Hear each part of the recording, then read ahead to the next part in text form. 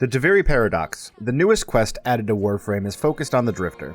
It's a new start for players that have not played the game before, and it is accessible after completing Vor's prize for returning players. I'm not going to talk about the quest itself, however. I am going to be talking about the content that is after the quest to not touch on spoilers since the content has come out roughly less than a week ago at the point of making this video.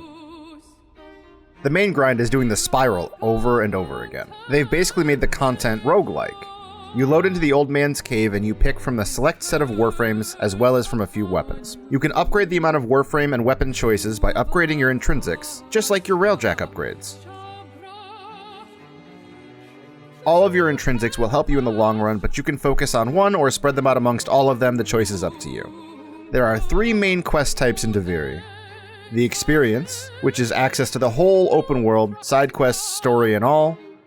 The Lone Story, which is just the story with no side objectives.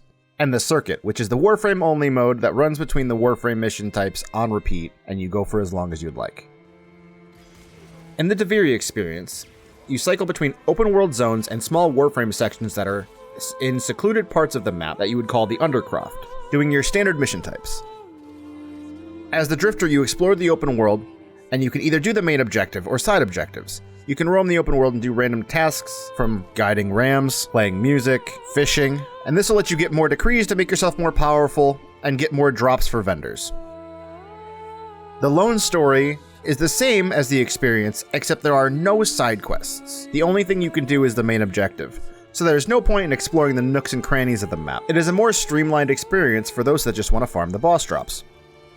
And lastly, there's the Circuit, which is the Warframe-only mode where you do the missions of the Origin system on repeat. There's a weekly reward system attached to it, though.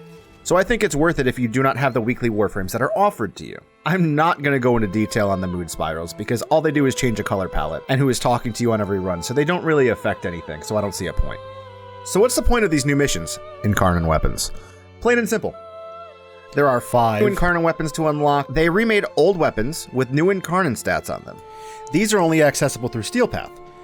They also added 5 weapons, and 4 of them are available through the clamp system that you can get from fighting bosses. They cost 50 clamps. You get 10 per normal run, and 15 per Steel Path run. So it isn't a super long farm, but it's going to be a pain in the butt when you're trying to do it all in one day.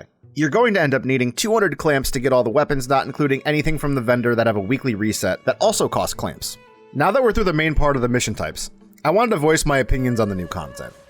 I like the fact that the open world zone gives you a reason for exploring, kind of like the older zones. It's not just for tags and stuff like that in the older zones. The intrinsics that you get from this farm also help you level up your operator.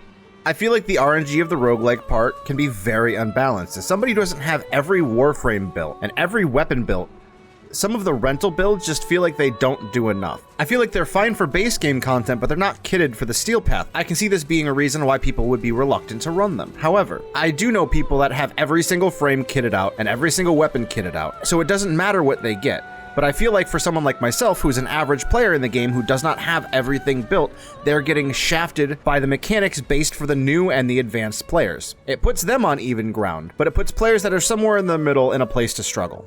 Does the concept of renting out weapons before you grind them out sound great? Hell yeah, it does.